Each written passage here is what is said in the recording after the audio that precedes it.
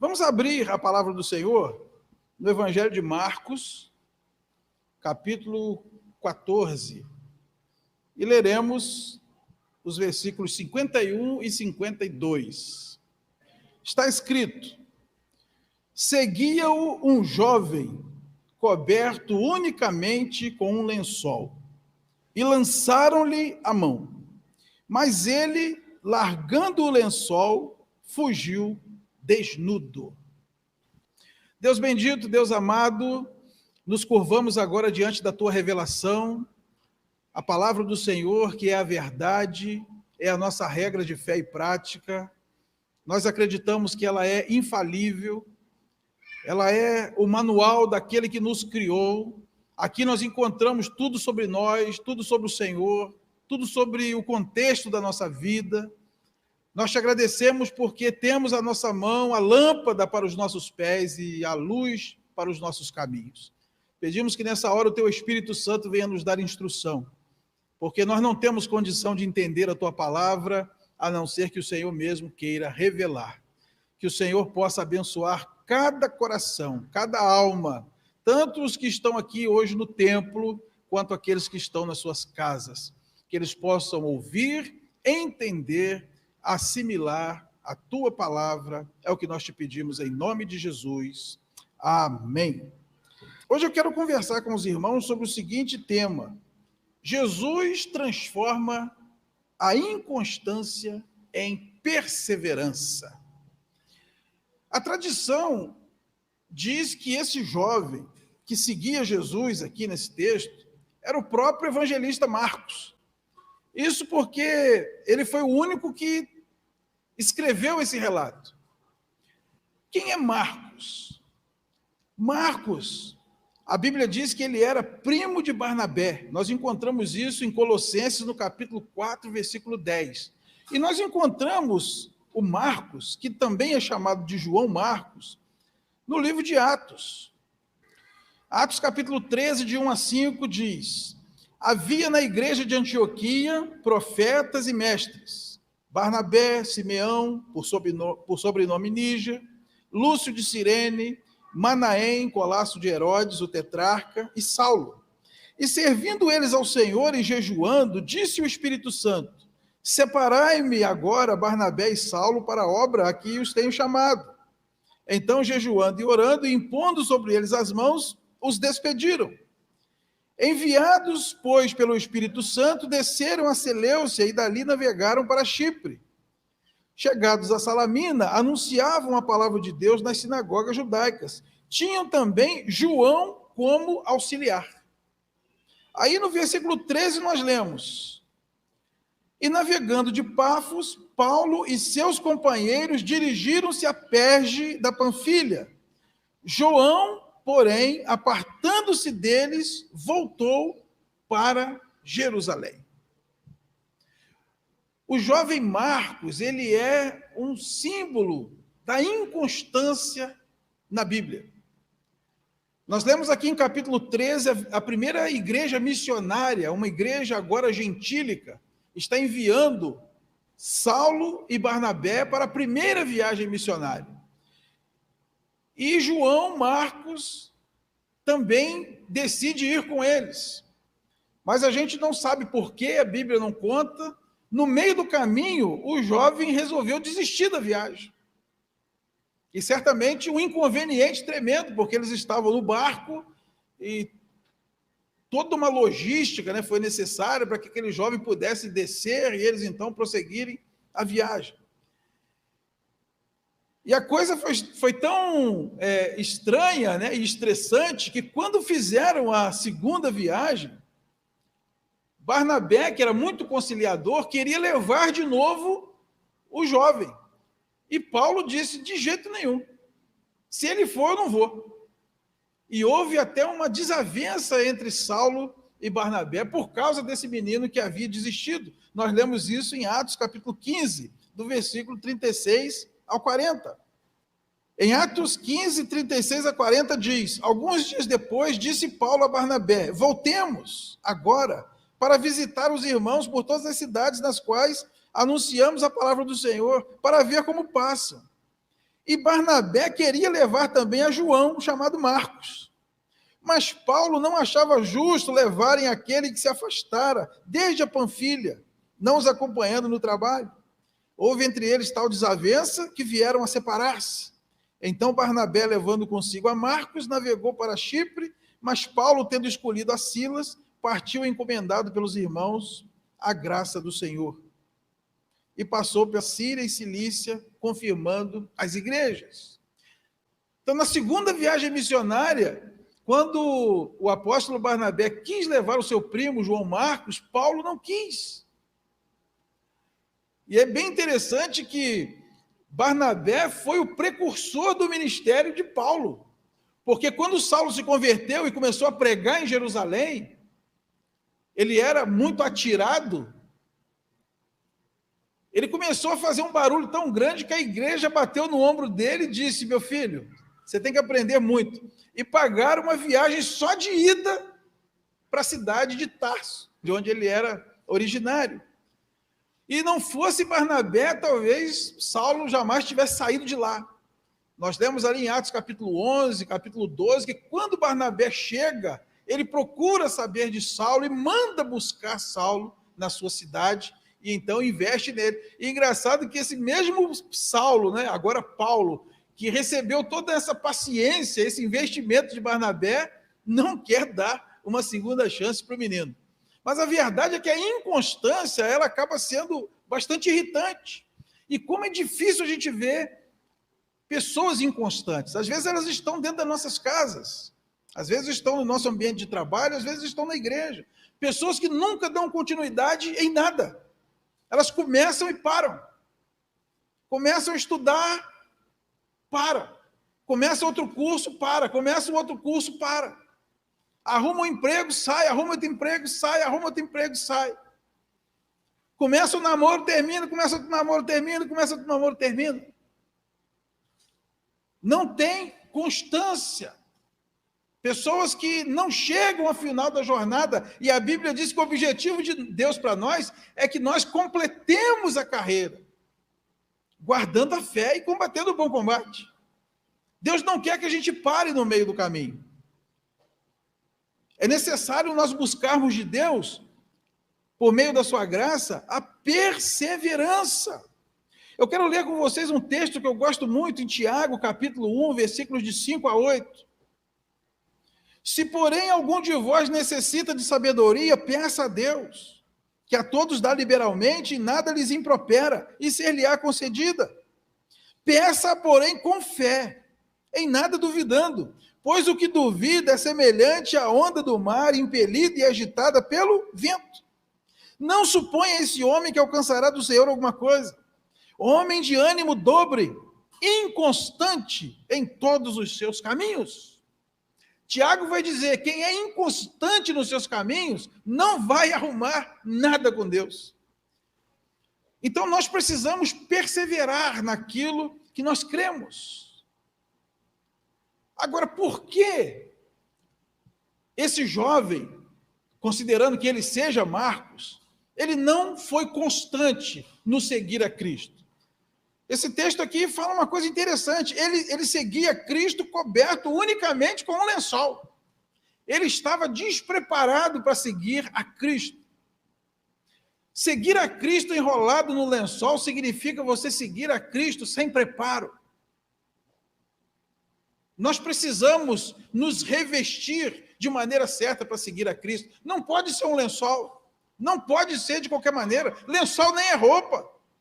Se vestir com lençol é gambiarra, é improviso. A Bíblia diz que nós devemos estar vestidos com a armadura de Deus. Na carta de Paulo aos Efésios, no capítulo 6, a partir do verso 10. Quanto ao mais, sede fortalecidos no Senhor e na força do seu poder. Revesti-vos de toda a armadura de Deus para poderdes ficar firmes contra as ciladas do diabo. Porque a nossa luta não é contra o sangue e a carne, sim contra os principados e potestades, contra os dominadores deste mundo tenebroso, contra as forças espirituais do mal nas regiões celestes. Portanto, tomai toda a armadura de Deus, para que possais resistir no dia mau e depois de ter desvencido tudo, permanecer inabaláveis. Estai, pois, firmes, cingindo-vos com a verdade, vestindo-vos com a couraça da justiça, calçai os pés com a preparação do evangelho da paz, embraçando sempre o escudo da fé, com o qual podereis apagar todos os dardos inflamados do maligno. Tomai também o capacete da salvação e a espada do Espírito, que é a palavra de Deus, com toda oração e súplica, orando em todo tempo no Espírito, e para isto vigiando com toda perseverança e súplica por todos os santos. O que Paulo está ensinando para nós?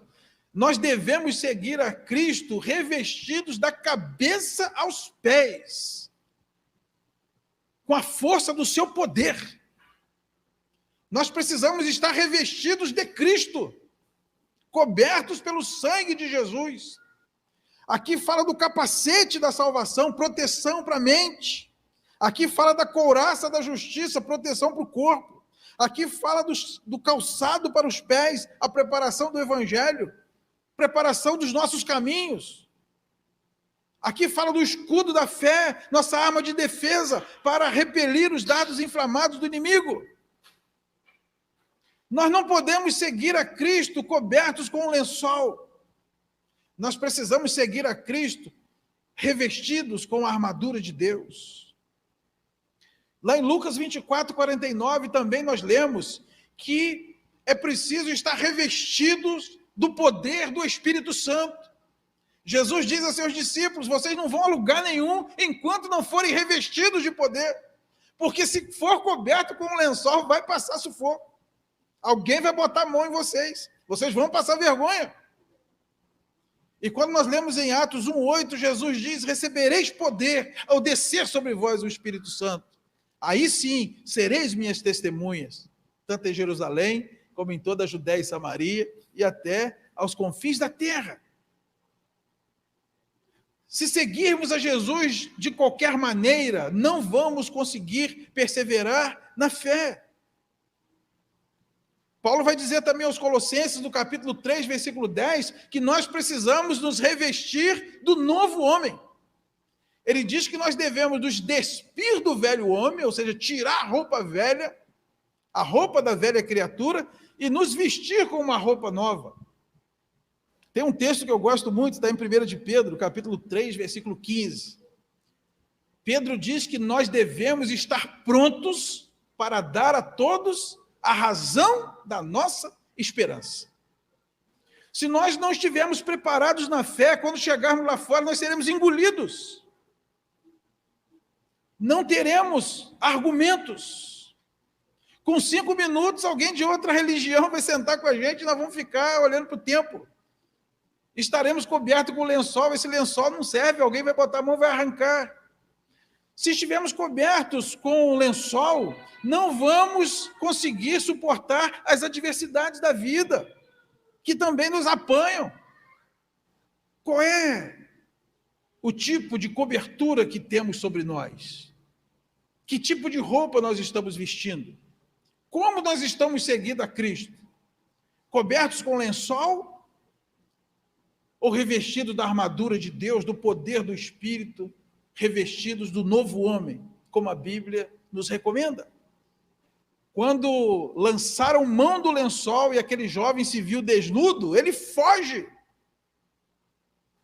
Quando nós, crentes, o sal da terra, que deveríamos fazer a diferença, deveríamos conservar os ambientes onde estamos, deveríamos temperar os ambientes em que estamos com um equilíbrio, quando nós não cumprimos essa nossa função e somos apanhados,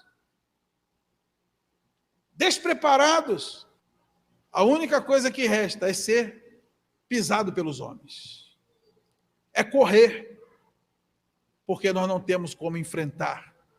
Aquele que crê na rocha que Deus colocou, a Bíblia diz, não foge. A rocha é Cristo. Se a nossa vida está em Cristo, precisamos nos preparar. E esse preparo não tem nada a ver com a gente. Não é na força de vontade. Não é você fazer algo para servir a Deus, não. É nós nos abrirmos para a ação do Espírito Santo em nós. Nos abrirmos para a operação da graça de Deus em nós. essa obra de santificação, onde o Espírito Santo vai nos transformando de glória em glória, de força em força, de fé em fé, até que sejamos a imagem do Senhor Jesus. Até que nós não o sigamos mais enrolados com um tosco lençol, que qualquer um põe a mão e tira. A graça de Deus quer nos preparar até podermos dizer, para mim, o viver é Cristo e o morrer é lucro. Deus não quer que nós sejamos inconstantes. Graças a Deus, sendo esse rapaz, o Marcos, ele aprendeu, ele encontrou Jesus, ele foi transformado. 2 Timóteo 4,11 diz assim: somente Lucas está comigo. Toma contigo Marcos e traze-o, pois me é útil para o ministério. Quem está falando isso? Paulo. Aquele mesmo Paulo que arrumou um BO terrível com Barnabé para não levar Marcos da segunda viagem. Passado um tempo, agora Paulo está velhinho, ele aqui já está no final da carreira. Ele diz, traz Marcos, porque agora ele é útil para o ministério. Marcos aprendeu. Talvez a vergonha daquela experiência de fugir pelado tenha mostrado a ele que não vale a pena seguir Jesus de qualquer maneira. O que nós estamos esperando que nos aconteça para a gente levar o evangelho a sério? Que vergonha nós teremos que passar para levarmos Jesus a sério? Marcos aprendeu. Depois da sua inconstância, depois de dar trabalho, depois de aborrecer muita gente, ele aprende. A inconstância de Marcos é transformada em perseverança. Ele chegou ao final. E hoje nós lemos um evangelho escrito por Marcos, que inclusive em ordem cronológica é o primeiro evangelho a ser escrito. Então ele é um instrumento de Deus para registrar o evangelho. E quantas pessoas no mundo já não se converteram porque leram o evangelho de Marcos? Porque ouviram pregações no livro de Marcos. Porque ele foi transformado. Ele saiu da inconstância para a perseverança.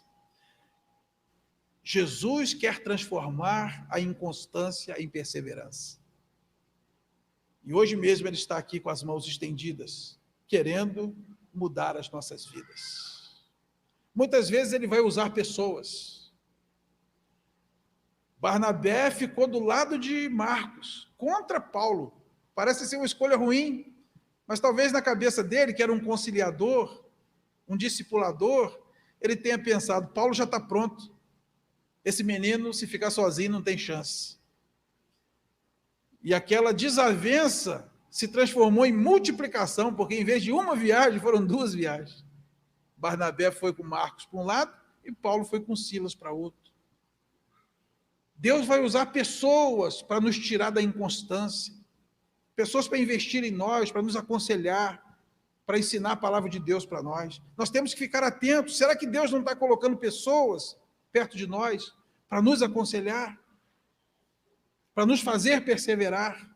Deus sempre vai mandar um Barnabé para estar perto de nós, para que a gente não seja como aquela onda inconstante.